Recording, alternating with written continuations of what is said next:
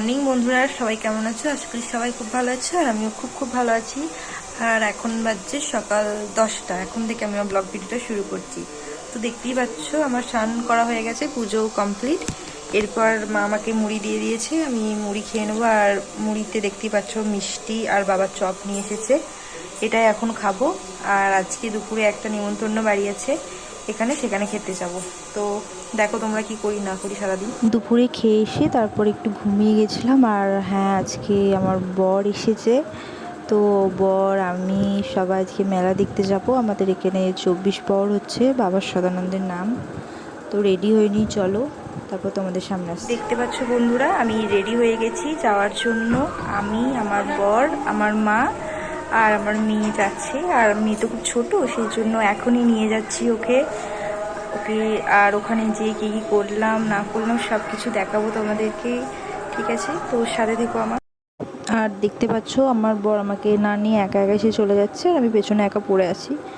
আর মেলায় এরপর ঢুকে পড়েছি, এটা মেলার সামনেটা।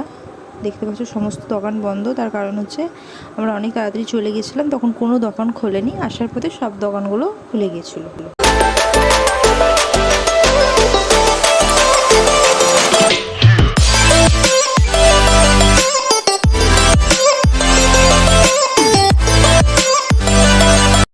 আমরা মন্দিরের সামনে চলে এসেছি, এরপর মন্দিরে ঢুকবো।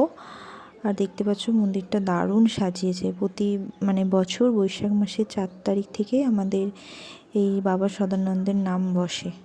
তো দেখো খুব সুন্দর লাগছে। আর মেলায় যে সেখানে আমি দেখতে পাচ্ছ আমি, মা, আমার বর আইসক্রিম কিনে দিচ্ছে। আমরা আইসক্রিম খেয়েছি আর ফুচকাও খেয়ে নিয়েছি। ফুচকা না খেলে হয়, ফুচকাও খেয়ে নিয়েছি।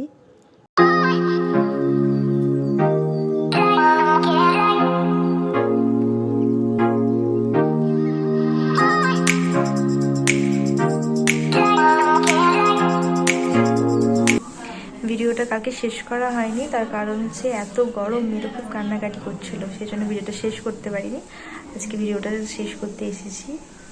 আর আমার ভিডিওটা যদি তোমাদের ভালো লেগে থাকে প্লিজ লাইক কমেন্ট করে দিও।